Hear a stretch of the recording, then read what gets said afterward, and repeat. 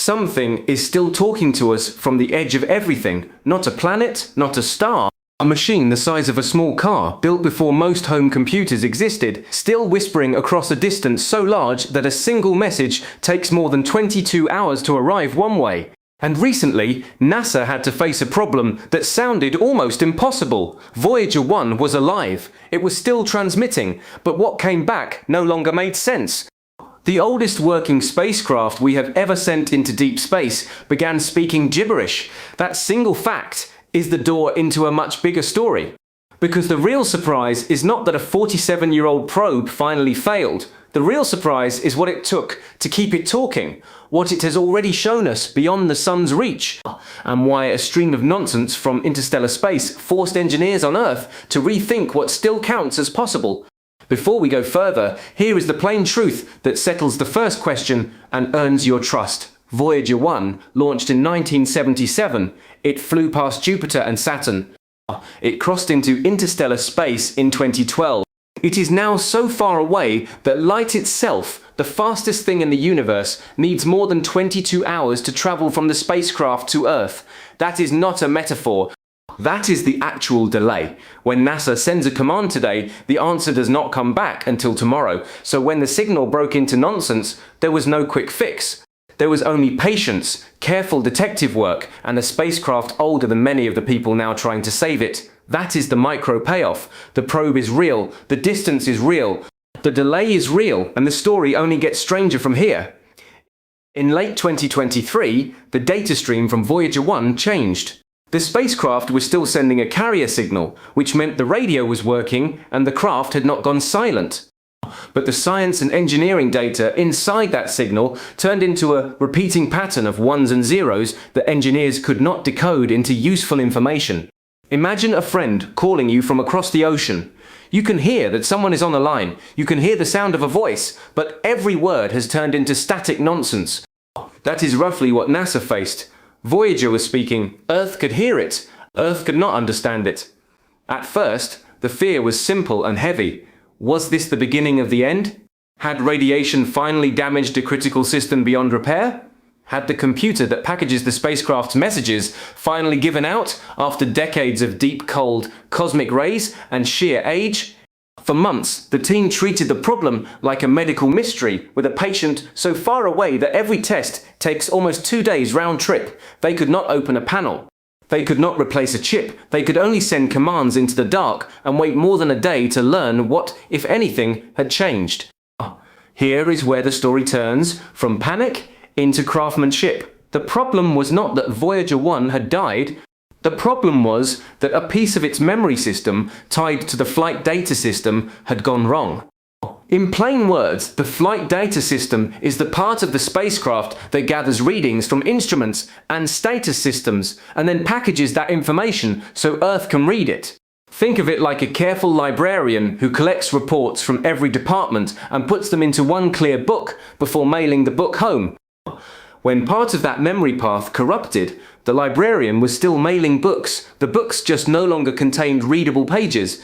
NASA engineers dug through old documentation, original designs, and the limited tools still available on a craft designed in the 1970s. They found a way to work around the damaged area. They relocated critical code and functions into healthy memory regions. They did not get a brand new computer. They got a clever repair done from 15 billion miles away using radio waves and time. By spring of 2024, usable engineering data returned. Later, science data returned as well. Voyager 1 was back online in a meaningful way. Not young, not perfect, but talking sense again. That recovery alone would be enough for a good story. But it only opens the larger question that makes this mission feel almost impossible. How does a machine from the disco era still function outside the solar system at all? Voyager 1 was built with technology that looks ancient by modern standards. Its computers are tiny by today's memory sizes. Its power comes from radioisotope thermoelectric generators, which are basically systems that turn the heat of decaying plutonium into electricity. That power has been fading for decades. Every year, the spacecraft has a little less energy to spend. NASA has been turning instruments and heaters off over time, choosing what still matters most, stretching every watt, like a family stretching a winter fuel budget. The transmitters are weak by Earth standards. The signal that reaches us is faint. And yet, the Deep Space Network, with giant antennas on Earth, still catches that whisper and turns it into knowledge. So when people say Voyager found something impossible, part of what they feel is this: a human-made object, launched when many homes still used rotary phones, is now traveling through interstellar space and still reporting home. That is not magic. It is engineering, maintenance, and stubborn care. But it feels like science fiction because no one has ever done this for this long, at this distance before. Now shift the camera from the repair room to the frontier itself. What has Voyager 1 actually been studying at the edge of everything? For years, the spacecraft has been helping scientists map the boundary where the sun's influence fades. The sun does not just shine. It also blows a constant stream of charged particles outward, a solar wind that fills a vast bubble around our solar system. That bubble is called the heliosphere. The outer edge of that bubble, where the solar wind weakens and the material between the stars begins to dominate, is a region scientists call the heliopause.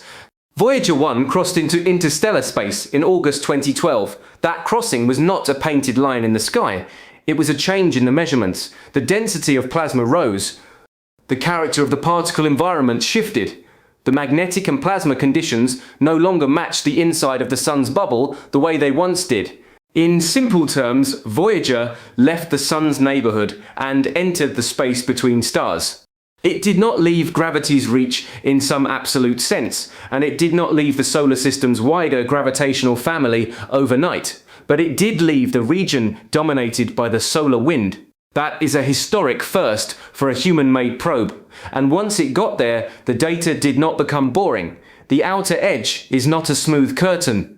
It is a place of complex structure, changing densities and interactions that models could only partly predict before a real spacecraft arrived with real instruments.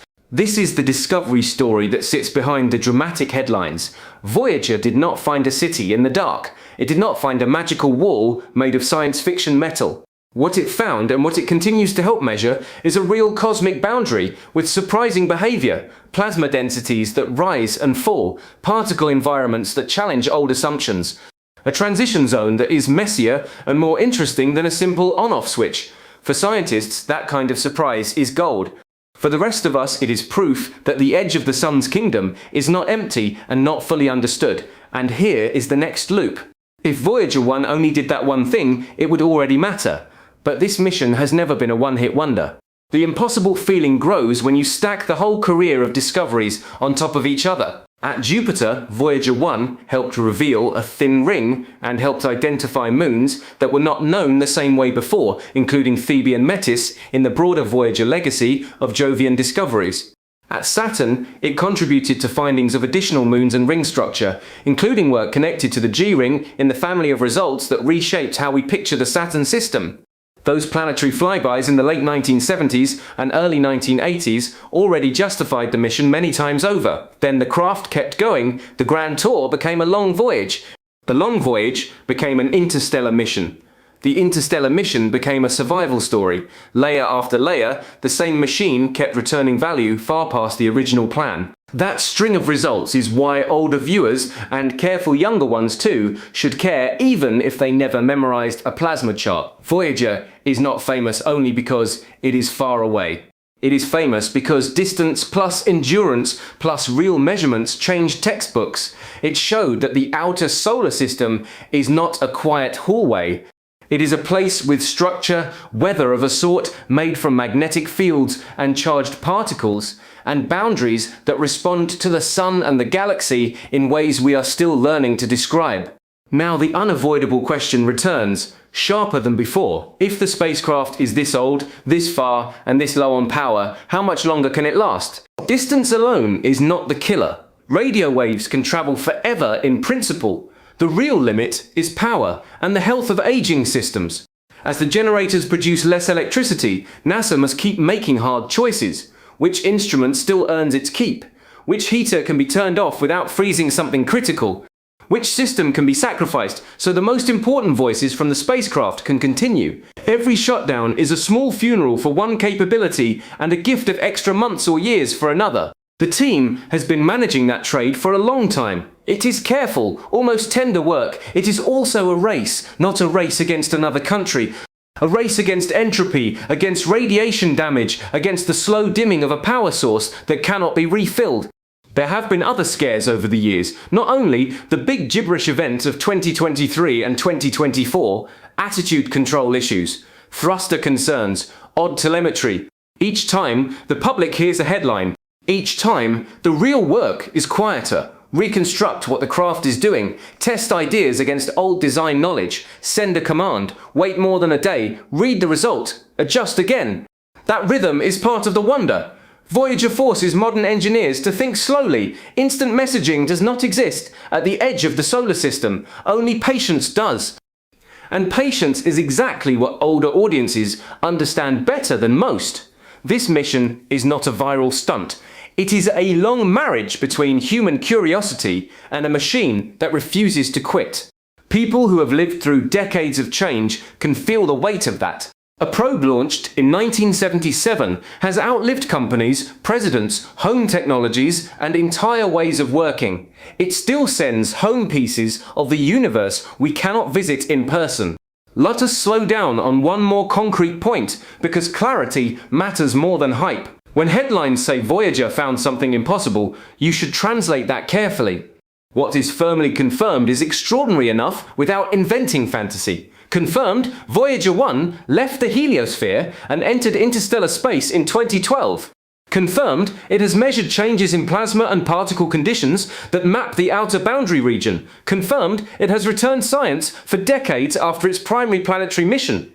Confirmed, in 2023 it began returning unreadable data, and NASA later identified a memory-related fault in the flight data system path and restored useful communication with a remote workaround. Confirmed, one-way light time is more than 22 hours. Confirmed, power is declining and systems are being managed carefully to extend life. Those facts are already a miracle of human effort. You do not need aliens in the data stream to make the story matter. Still, the emotional pull is real. Looking at a signal from beyond the sun's bubble feels like standing on a beach and realizing the ocean continues farther than your eyes can hold. Voyager is our bottle with a note, except the bottle also carries instruments, and the note is written in physics. When the note turned into gibberish, it felt like the ocean had swallowed the last clear word from the far side. When the note became readable again, it felt like the far side answered one more time. Think about what that means for ordinary people. You do not need a degree to understand the shape of this achievement. We built something, we launched it, we guided it past giant worlds, we kept talking to it after the original show was over. We watched it cross a boundary no human craft had crossed before. We nearly lost the conversation, we fought to restore it. And right now, somewhere out there, that same craft is still moving outward. Still older than its own software culture, still spending a fading budget of watts to tell us what the dark is like. There is also a twin in this family story. Voyager 2 took a different path and also reached interstellar space later, giving scientists a second set of measurements from a different exit point through the heliosphere. Together, the two craft turn a single lucky crossing into a broader map.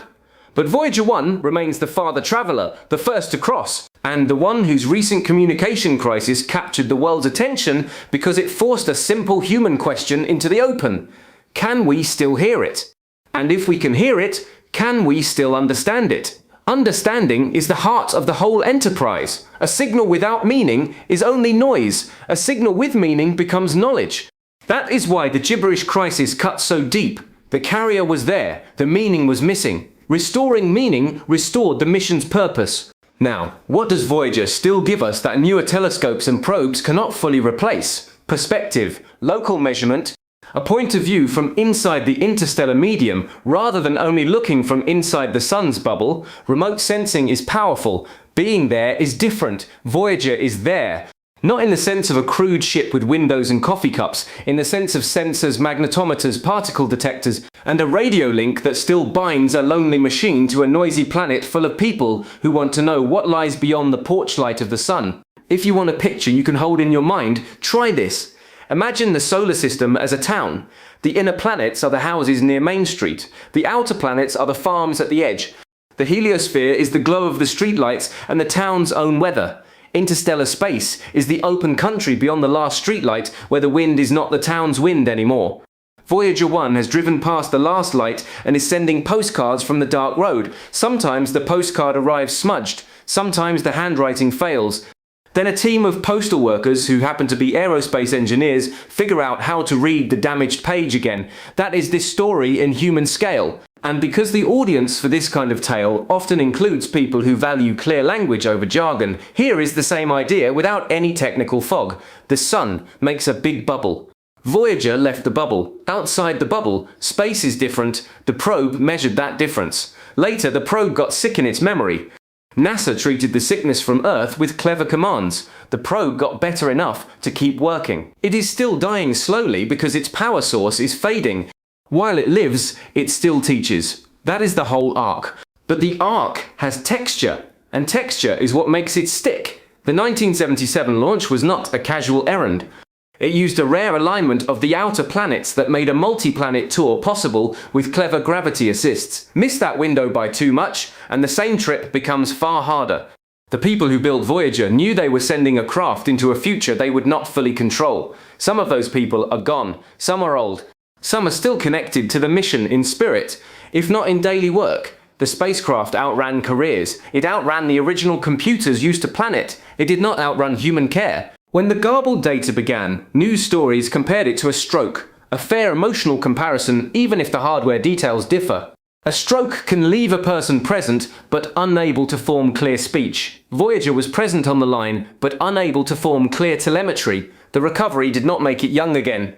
It made communication possible again. That distinction matters. We are not watching a resurrection into youth. We are watching rehabilitation of an elder explorer. And elder is the right word. This is an elder of spaceflight. It carries a golden record, a symbolic message from Earth, music, and greetings and images chosen as a kind of time capsule. Whether any other mind ever finds that record is unknown, and maybe unlikely. What is certain is that the record already speaks to us. It says that the people of 1977 believed the act of sending a message outward was worth doing, even if the reply never comes. In a way, the science data is the real reply. Not from aliens, from nature. Nature answering questions we were brave enough to ask with a machine. So what should you take from the phrase something impossible? Take this. It is almost impossible that a craft with so little power, so old a design and so vast a distance still returns useful knowledge. It is almost impossible that engineers can relocate the functions of a damaged memory system across such a delay and succeed. It is almost impossible, in the everyday sense of the word, that we have a continuous human storyline from a launch pad in 1977 to interstellar measurements in the 21st century. Almost impossible, and yet documented, tested, and real. There will be more hard days. Another system will fail someday. Another instrument will be turned off. One day, the last useful signal will thin into silence. When that day comes, it will not mean the mission failed. It will mean the mission completed the longest shift any deep space probe has ever worked. Until then, every clean packet of data is a small victory against distance and time. If you have ever fixed an old radio, kept a classic car running, or held on to a tool that still works because you maintained it with respect, you already understand the soul of Voyager. It is not shiny, it is faithful, it is not new, it is proven, and the people who tend it are not chasing a fad. They are keeping a promise made in the last century to learn what the outer dark contains. Let us bring the threads together cleanly. Voyager 1 launched in 1977. It explored Jupiter and Saturn and rewrote parts of what we knew about those giant systems. It kept flying. In 2012, it crossed into interstellar space. It has been sampling the region where the sun's bubble ends and the wider galaxy's material begins. In 2023, its messages turned to gibberish because of a serious fault linked to aging memory in the flight data handling path. NASA did not give up. Through remote workarounds, the team restored useful communication. The craft remains power limited, carefully managed, and finite. Yet while it lives, it continues a mission that no other human object has matched in distance and duration. That is the earned ending. The curiosity gap at the start was the claim of something impossible at the edge of space. The answer is not a monster and not a myth. The answer is a boundary we can finally measure, a machine that should have been finished long ago, a signal that broke and then returned, and a human habit of refusing to abandon a conversation with the universe just because the universe is far away. When you look up at the night sky after hearing this, you will not see Voyager.